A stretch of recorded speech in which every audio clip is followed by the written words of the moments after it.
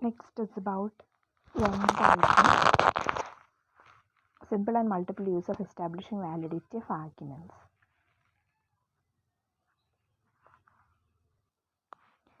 So let's explore analogies and the use of Venn diagrams both in their simple and multiple forms. Analogs. Analogs are the form of reasoning that involves drawing comparisons between two things or concepts based on their similarities. Analogical reasoning plays a vital role in problem solving, argumentation, and understanding relationships. It is frequently used in various fields, including philosophy, science, and linguistics. Structure of analogs. Analogs typically have a structured format, often expressed as A is to B and C is to D. Here, A and C are the subjects being compared, and B and D are the objects to which they are being compared. So analogs involve identifying a relationship between the first pair A, B and applying a similar relationship to the second pair C and D. So evaluation of analogies. To evaluate analogies, it is important to consider the following: relevance. Are the similarities between A and C and between B and D relevant and significant in the next given context? Then consistency. Is the relationship between A and B consistent with the relationship between C and D?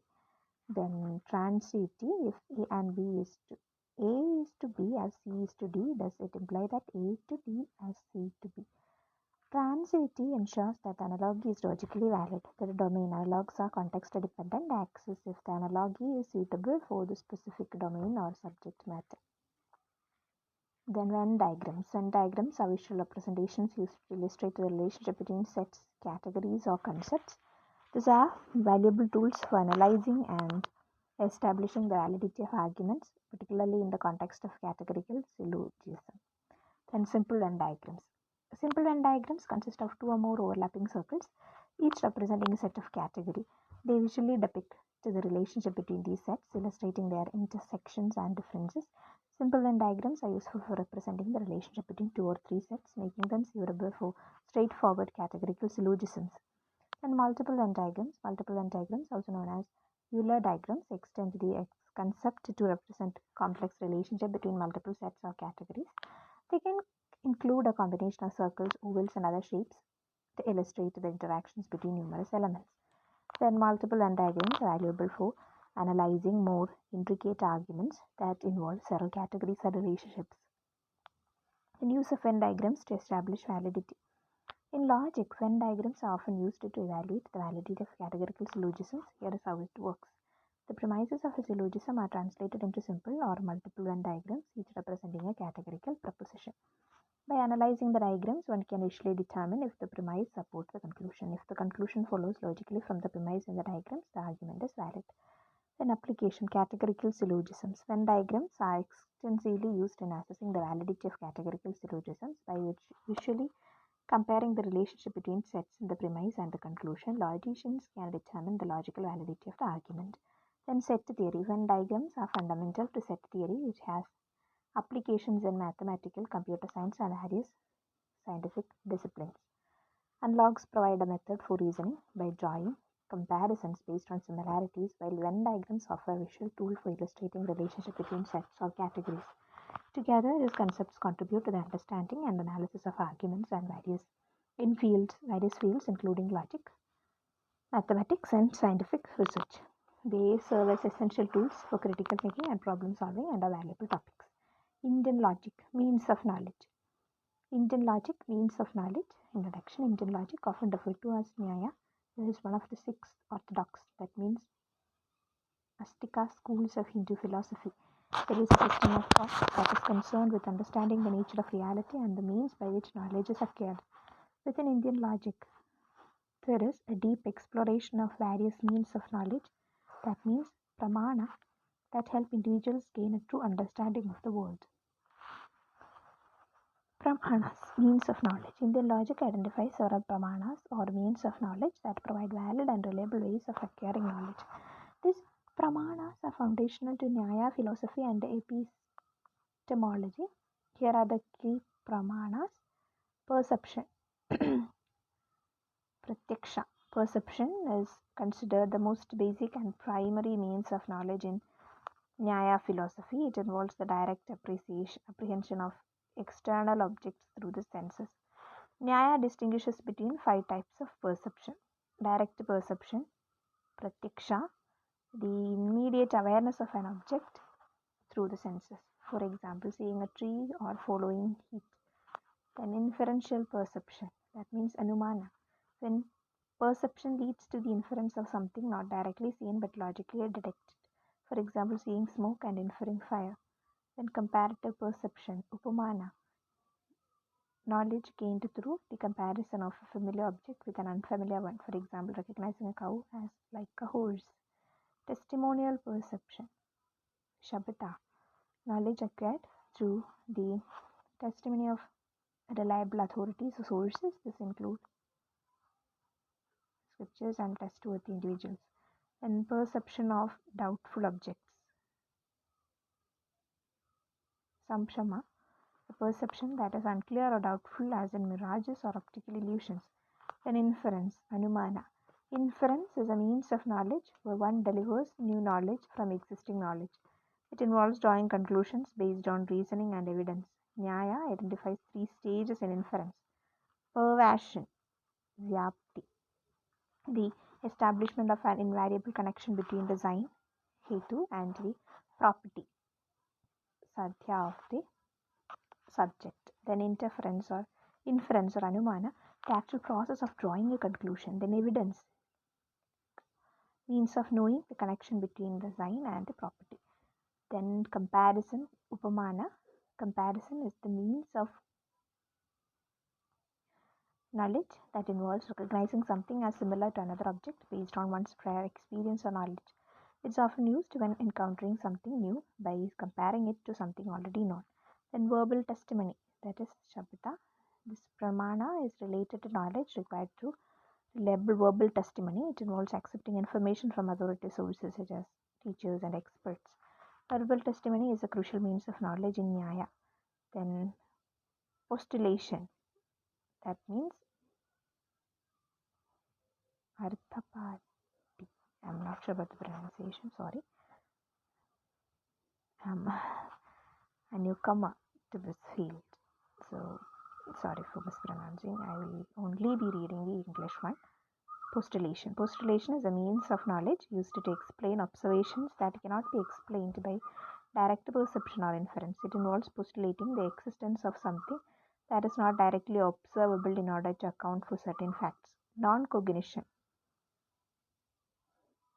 Anubalabdhi. Non-cognition is a means of knowledge used to establish the non-existence of an object.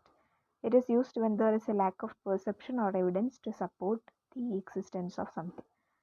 Then application and significance. Indian logic and its emphasis on pramanas or means of knowledge provides a systemic and well-developed framework for understanding how humans acquire knowledge.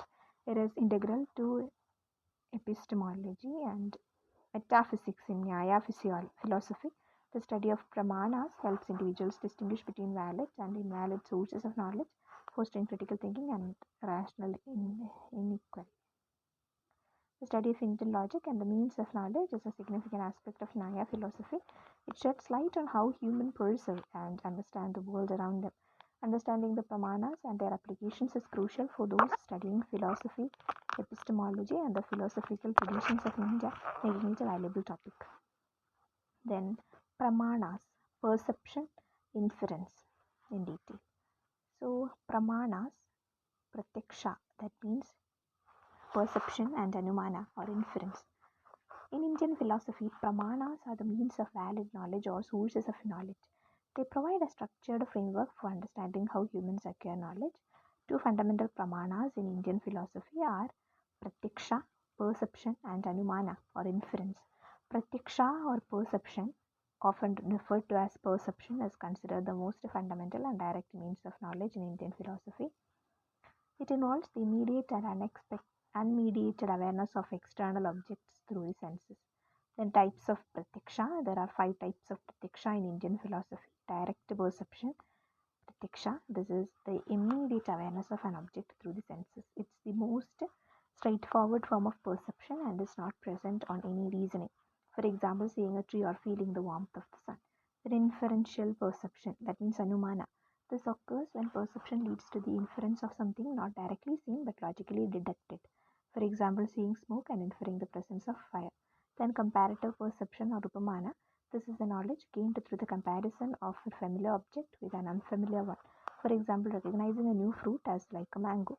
Then testimonial perception, Shabada. It involves gaining knowledge through the testimony of reliable authorities or sources. This include information from teachers, trustworthy individuals, and experts. And perception of doubtful objects, Samprama. This is a perception that is unclear or doubtful, such as in the case of optical illusions or in mirages. Then validity and reliability. In Indian philosophy, pratiksha is considered a valid and reliable source and knowledge when it meets certain criteria, including sensory clarity, cognitive coherence, and lack of counter evidence. Anumana or inference. Anumana or inference is a means of knowledge that involves drawing conclusions based on reasoning and evidence. It is the process of delivering new knowledge from existing knowledge. Anumana follows a structured framework. Parvashan, that means Vyapti, is the establishment of an invariable connection between a sign, hetu, and a property, satya, of the subject. It is a crucial step in inference. Inference or anumana is the actual process of drawing a conclusion based on the established parvashan. Then evidence or linga, I'm not sure about the pronunciation, sorry. The evidence serves as a means of knowing the connection between the sign and the property. Examples of anumana. An example of anumana is the inference of fire in the presence of smoke. The formation is that wherever there is smoke, there is a fire. That means Vyapti. An evidence linka is the observation of smoke. Therefore, one can infer the presence of fire. Then significance. Pratiksha and anumana are fundamental to Indian philosophy, particularly in the Nyaya and Vaishnika schools. They provide a systematic and a structured approach to acquiring knowledge. These pramanas are crucial in distinguishing valid knowledge from invalid knowledge. They contribute to the development of critical thinking, logical reasoning, and epistemology in Indian philosophy. Pratiksha and anumana are essential pramanas in Indian philosophy. They provide a structured framework for acquiring and validating knowledge. Understanding the nine senses applications of these pramanas is vital for students of philosophy, epistemology, and the philosophical traditions of India, making them important topics. Then upamana or comparison, Shabada, verbal testimony. Upamana or comparison and Shabada, that is verbal testimony. Upamana in detail, comparison. Upamana, often referred to as comparison, is one of the pramanas of means of knowledge in Indian philosophy. It involves gaining knowledge through the recognition of something as similar to another object based on one's prior experience or knowledge. Upamana is especially useful when encountering something new and unfamiliar. Then process of upamana. The process of upamana involves the following steps, like recognition of similarity. The observer recognizes similarity between a non-object, the original, and the unknown object, the new or unfamiliar one. Inference of knowledge. Based on the observed similarity, the observer infers that the new object is like the original object. An acquisition of knowledge. The observer gains knowledge about the new object through this comparison and inference. Example of upamana. Consider the following example. If someone who has never seen a zebra before encounters one, they might compare it to a known object such as a horse. They recognize that the zebra has a similar shape and body structure to a horse. Through this comparison, they gain knowledge about the zebra, understanding it as an animal that resembles a horse but has distinctive black and white stripes. Then Shabada or verbal testimony.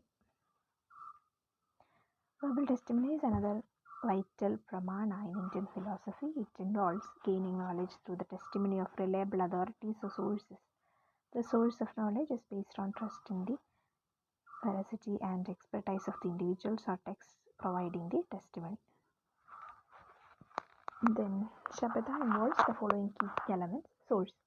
The source of testimony can be teachers, experts, or trustworthy individuals. Message. It conveys information, knowledge, or truths. Receiver. The individual receiving the testimony. Then validity and reliability. For Shabada to be considered a valid source of knowledge, the source must be reliable, truthful, and an authority on the subject matter. The receiver should also be capable of understanding and trusting the source. Upamana. This comparison, Upamana, is valuable for understanding and categorizing the world when encountering new and unfamiliar objects or concepts. It demonstrates the role of prior knowledge and experience in acquiring new knowledge. Upamana is a significant pramana in fields like linguistics, art, and aesthetics. Then Shabada, that is the verbal testimony, is instrumental in acquiring knowledge about various subjects, especially those beyond one's direct experience. It plays a crucial role in fields like philosophy, religion, science, and history. Trust in reliable sources is fundamental to the functioning of Shabada.